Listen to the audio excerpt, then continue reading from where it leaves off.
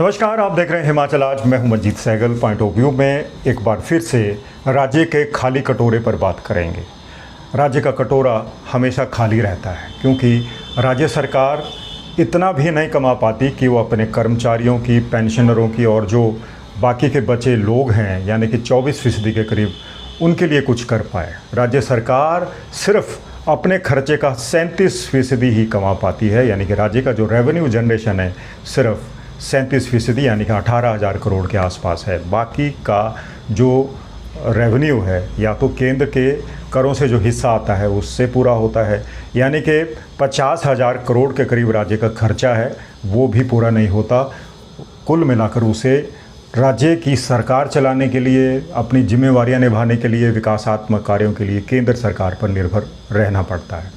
जैसे कि आपको मालूम है कि अब की बार रेवेन्यू डेफिसिट ग्रांट बंद कर दी गई है और उसके बाद राज्य का सिंहासन डोलने लगा है और जो वित्तीय तंत्र है, वित्तीय किला है, वो डगमगा रहा है। अब कांग्रेस और Bharatiya Janata party revenue deficit grant बंद होने के बाद राजनीति कर रही है, एक दूसरे पर निशाना साध रही है, लेकिन हल कहाँ है?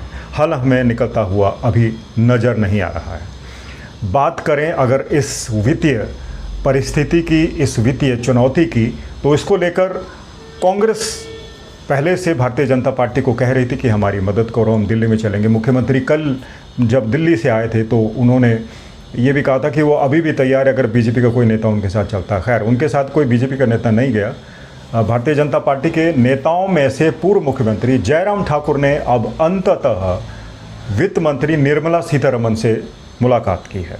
उनको राज्य के वित्तीय हालातों के बारे में जानकारी दी है और उनसे मदद भी मांगी है। अब इसमें रेवेन्यू डेफिसिट ग्रांट की चर्चा हुई या ना हुई ये उनकी तरफ से साफ नहीं है, लेकिन जयराम ठाकुर उनसे मिलकर आए, उनको अवगत करवाया और उनसे आग्रह भी किया कि आप हिमाचल के लिए पैसा दीजिए क्योंकि हमारा जो प्रदेश है वो तो केंद्र पर ही निर्भर करता है। उन्होंने केंद्र का धन्यवाद भी उनसे मिलकर किया। और उसके बाद बात आती है राजनीतिक अटैक करने की, राजनीतिक हमला बोलने की। तो उन्होंने मुख्यमंत्री सुखविंदर सिंह सुक्खू पर निशाना साधा कि सुखविंदर सिंह सुक्खू अपनी कैबिनेट के साथ दिल्ली होके आ गए, राहुल गांधी से मिले, मल्लिकार्जुन खड़गे से मिले, लेकिन ना प्रधानमंत्री से मिले ना वित्त मंत्री से मिले। मदद तो प्रधानमंत्री और वित्त मंत्री नहीं करनी है, कांग्रेस तो विपक्ष में है। कांग्रेस क्या कर सकती है? हो हल्ला कर सकती है, शोर शराबा कर सकती है, प्रदर्शन कर सकती है, उल जुलूल बोल सकती है, कुछ ऐसा हो सकता है, आरोप प्रत्यारोप हो सकता है। तो कांग्रेस की तरफ से यही हो सकता है, मामला उछल सकता है। लेकिन जयराम ठाकुर साहब का कहना यह है कि अगर मदद आएगी तो प्रधानमंत्री की तरफ से आएगी या फिर वित्त मंत्री की तरफ से आएगी। तो कांग्रेस को सही चैनल पकड़ना चाहिए जो उन्होंने नहीं पकड़ा है। हालांकि मुख्यमंत्री अभी भी बार बार कह रहे हैं कि वो प्रधानमंत्री से भी मिलेंगे। उनकी सफाई भी आई थी कि वो निर्मला सीतारमण से नहीं मिल पाए क्योंकि वो बेंगलोर में थी, उस दिन मौजूद नहीं थी। खैर, ये परस्पर जो टिप्पणियां हैं वो एक दूसरे के प्रति की गई है। मुख्यमंत्री भी अब एग्रेशन में है। उनकी स्टेटमेंट आप देखो तो कल ही उन्होंने जयराम ठाकुर की पूर्व भाजपा सरकार पर निशाना साधा है। उन्होंने कहा कि जयराम ठाकुर की सरकार में केंद्र सरकार से 70,000 करोड़ रुपए से ज़्यादा की मदद मिली, जिसमें से 54,000 करोड़ रुपए की रेवेन्यू डेफिसिट ग्रांट थी और 16-17,000 करोड़ जो था वो केंद्रीय करों का था। तो कुल मिलाकर 70,000 करोड़ से ज़्यादा का था। और जब इतना पैसा आया था तो तत्कालीन सरकार को चाहिए था कि कर्मचारियों को जो 10,000 करोड़ रुपए के एरियर्स है उसको चुकता कर देती, या फिर 20,000 करोड़ जो कर्ज था वो चुकता कर देते, लेकिन ऐसा नहीं किया। उल्टा जो आने वाली सरकार थी उसके लिए 76,000 करोड़ रुपए का कर्ज छोड़ दिया। तो जयराम ठाकुर की जो स्टेटमेंट है वो अलग है और मुख्यमंत्री सुखविंदर सिंह सुक्खू की स्टेटमेंट अलग है। दोनों एक दूसरे को जिम्मेवार ठहरा रहे हैं। सवाल ये भी है कि भारतीय जनता पार्टी के जैसे प्रदेश अध्यक्ष डॉक्टर राजीव बिंदल ने कहा था कि अगर कांग्रेस सरकार के खर्चे पूरे नहीं हो रहे हैं तो उसकी जिम्मेवारी कांग्रेस की है, ना कि भारतीय जनता पार्टी की, क्योंकि कांग्रेस ने जो वायदे किए थे, जो प्रॉमिसेस की थी, वो तो पूरी करना उसका काम है। उसके लिए भारतीय जनता पार्टी पैसा क्यों उपलब्ध करवाए? खैर, इस बीच में जयराम ठाकुर ने कुछ नया किया है। वो केंद्रीय वित्त मंत्री से मिलकर आए हैं। तो कहीं ना कहीं जयराम ठाकुर की जो मुलाकात है ये काउंटर कांग्रेस को करने के लिए लग रही है, क्योंकि कांग्रेस के नेताओं की तरफ से आरोप लग रहे थे कि भारतीय जनता पार्टी कांग्रेस सरकार को कोई मदद नहीं कर रही है, क्योंकि अगर रेवेन्यू डेफिसिट ग्रांट बंद होती है तो फिर उसका खामियाजा न केवल कांग्रेस सरकार को बल्कि आने वाली दूसरी सरकारों को भी भुगतना होगा। इसलिए ये ज़रूरी है कि रेवेन्यू डेफिसिट ग्रांट चलती रहे, उसे लगातार उसकी जो रिलीज़ है वो हिमाचल को मिलती रहनी चाहिए। और वहीं दोस्तों, जिस तरह से अब राज्य सरकार के वित्तीय हालात सार्वजनिक हो चुके हैं, किस तरह से भारतीय जनता पार्टी अब सरकार को निशाना बना रही है। स्वयं पूर्व मुख्यमंत्री जयराम ठाकुर ने भी हाल ही में कहा था कि हालात इतने ख़राब हो गए हैं, आम आदमी हो या फिर सरकारी कर्मचारी वो भयभीत हैं। सरकारी कर्मचारी अपना जमा किया हुआ जीपीएफ सीपीएफ विड्रॉ करना चाहते हैं। कर्मचारियों को अब ये यकीन नहीं है कि वो अगर रिटायर हो गए तो उनके ड्यूज़ नहीं मिलेंगे। मेरे अपने ही कई ऐसे दोस्त हैं जो रिटायरमेंट जिनकी हो गई है, लेकिन उनको अब काफ़ी सारे ड्यूज़ अभी मिले नहीं हैं। उनकी पारिवारिक जिम्मेवारियां ऐसी हैं, उनके घर में बच्चों की शादियां अटकी पड़ी है, घर के काम रुके हुए हैं।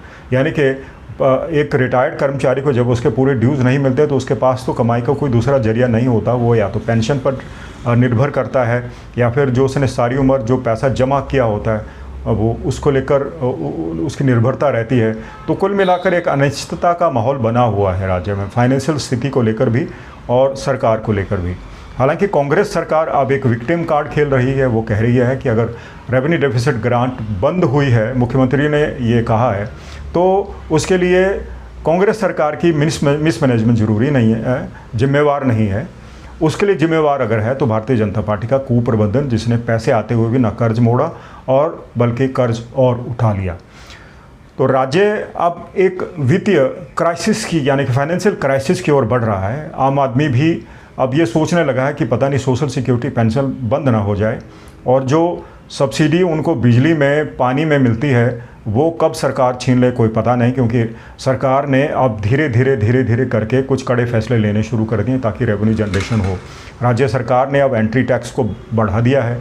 अगर हिमाचल में कोई पर्यटक वाहन आता है या दूसरे राज्यों के लोग आते हैं तो उनको अब दुगने से भी ज़्यादा जो एंट्री टैक्स है वो देना पड़ेगा। और वहीं अब कोशिशें होने लगी है कि किस तरह से रेवेन्यू जनरेशन हो। रेवेन्यू जनरेशन के लिए सरकार अपने बजट में क्या प्रावधान करती है और किस तरह से जो रेवेन्यू बढ़ाने की बात करती है ये आपके बजट में साफ होगा। लेकिन फ़िलहाल जो अभी 3 दिवसीय विधानसभा सत्र आयोजित किया गया था वो किसी नतीजे पर नहीं पहुंचा, सिवाय इसके कि राज्य सरकार ने रेवेन्यू डेफिसिट ग्रांट को लेकर एक प्रस्ताव पास कर दिया और उसे भेज दिया। और इसमें भारतीय जनता पार्टी ने उनका कोई साथ नहीं दिया। लेकिन अब जिस तरह से अब पूर्व मुख्यमंत्री जयराम ठाकुर ने केंद्रीय वित्त मंत्री निर्मला सीतारमन से मिलने की कोशिश की है और उनको हालात से अवगत करवाया है, तो कहीं ना कहीं भारतीय जनता पार्टी की तरफ से कांग्रेस को एक जवाब देने की कोशिश की गई है कि जो आपके आरोप है कि हम लोग राज्य के हितकारी नहीं, राज्य के हित को नहीं देखते या राज्य के जो वित्तीय संसाधन हैं उन पर उनकी कोई फिक्र नहीं है, तो कम से कम ये जवाब भारतीय जनता पार्टी की तरफ से कांग्रेस को दिया गया है। क्योंकि कांग्रेस के कई नेताओं ने भारतीय जनता पार्टी को राज्य विरोधी करार दिया था और कहा था कि वो सिर्फ राजनीति करने में मशगूल है और उन्होंने राज्य सरकार के साथ आई इतनी बड़ी चुनौती से निपटने के लिए कोई मदद नहीं की। खैर, कांग्रेस के नेता अपनी राजनीति कर रहे हैं, वहीं भारतीय जनता पार्टी भी अपनी राजनीति कर रही है। सवाल ये है कि रेवेन्यू डेफिसिट ग्रांट जैसा एक बहुत बड़ा स्रोत राज्य के संसाधनों के लिए या फिर राज्य के बजट के लिए उसका बंद होना न केवल एक राजनीतिक विषय है बल्कि हिमाचल प्रदेश के हर नागरिक को कंसर्न करता है, हर नागरिक इससे फिक्रमंद है। क्योंकि जैसा सबको मालूम है कि राज्य सरकार के संसाधन सीमित है, रेवेन्यू जनरेशन चाहकर भी नहीं होता क्योंकि जिम्मेवारियां लगातार बढ़ रही है। 1 लाख करोड़ रुपए से ज़्यादा का कर्ज राज्य सरकार पे है और इस कर्ज की अदायगी ही हर साल 13,000 करोड़ रुपए खा जाती है, क्योंकि कर्ज लिया है तो उसे लौटाना भी होगा। और दूसरी बड़ी मजबूरी, आयरनी आप कह लीजिए दोस्तों, कि 10,000 करोड़ और लेना पड़ता है। तो 13,000 करोड़ एक और 10,000 करोड़ हर साल जो सरकार कर्ज उठा रही है वो जमा हो रहा है, क्योंकि इतना बड़े कर्ज का ब्याज ही इतना ज़्यादा होता है कि आप उसकी कल्पना नहीं कर सकते। तो सरकार के पास जो कुछ है उसको निचोड़ने की तैयारी में लगी हुई है, क्योंकि उसके पास और तो कोई साधन नहीं है, क्योंकि कहावतें भी ऐसा ही कहती है कि आदमी क्या खाए और क्या निचोड़े। तो स्थिति राज्य के खजाने की ऐसी हो गई है, खजाना खाली हो रहा है। हालांकि मुख्यमंत्री ने बार बार आश्वासन दिया है कि समय पर पेंशन मिलेगी, समय पर वेतन का भुगतान भी होगा, किसी की सोशल सिक्योरिटी पेंशन भी नहीं काटी जाएगी। लेकिन ये आश्वासन ही हैं दोस्तों, उनकी भी मजबूरियां हैं कि जब सरकार के पास पैसा नहीं होगा तो सरकार या तो मजबूर हो जाएगी कि वो कर्ज उठाए, और अगर कर्ज नहीं उसे मिल रहा है उतना, जैसे पहले कटौती भी होगी थी, तो फिर क्या करेगी? उसे अपनी जो सुविधाएं हैं और जो सब्सिडीज़ हैं उन पर अंकुश लगाना ही होगा। और राज्य के खजाने की अगर बात करें तो हिमाचल प्रदेश उन राज्यों में शामिल है जो एक स्पेशल कैटेगरी स्टेट है, जहाँ का भौगोलिक क्षेत्र आप देखो तो वन क्षेत्र ज़्यादा है, रिहायशी क्षेत्र कम, और वो भी दुर्गम क्षेत्र है। वहाँ पर बहुत ज़्यादा उद्योग स्थापित नहीं हो पाते। अगर उद्योग स्थापित हुए हैं तो फिर बॉर्डर एरियाज़ में हुए हैं। आप ऊना ले लो, या फिर पाउंटा कालम का एरिया ले लो, या फिर सोलन का बद्दी नालागढ़ बरोटी वाला एरिया ले लो। ये पंजाब और हरियाणा के साथ लगते क्षेत्रों में ही ये उद्योग बने, और उसका फ़ायदा बॉर्डर के जो लोग हैं दोनों तरफ के, चाहे वो पड़ोसी राज्य हो या फिर हिमाचल हो, वहीं तक ही सीमित रहा। जो भीतरी हिमाचल है वहाँ पर डेवलपमेंट न के बराबर हुई है, और वहाँ पर उद्योग स्थापित नहीं हो सकते, यानी कि रेवेन्यू जनरेशन कम हो सकता है। तो राज्य के पास बड़ी चुनौती यही है कि रेवेन्यू डेफिसिट ग्रांट से जो खजाना को जो चोट लगी है, खजाने में जो कमी आई है, उसको कैसा पूरा करें। खैर, जो आजमाइश हो रही है, कांग्रेस की कोशिश भी यही है कि उसे बहाल किया जाए। भारतीय जनता पार्टी भी अभी महसूस कर रही है कि ये सिर्फ कांग्रेस तक ही सीमित नहीं होगा, आगे आने वाली सरकारों के लिए भी दिक्कत होगी, क्योंकि विकासात्मक कार्य तो ठहरने ही वाले, रुकने वाले हैं। 2000 करोड़ से ज़्यादा तो ट्रेजरी में ठेकेदारों के बिल लटके हुए, 1000 करोड़ कर्मचारियों का वो पैसा लटका है जो हाई कोर्ट ने सरकार को आदेश दिया है। वहीं 10,000 करोड़ से ज़्यादा का जो एरियर्स हैं वो पेंडिंग है। तो कर्मचारी, पेंशनर एक तरफ तैयारी कर रहे हैं।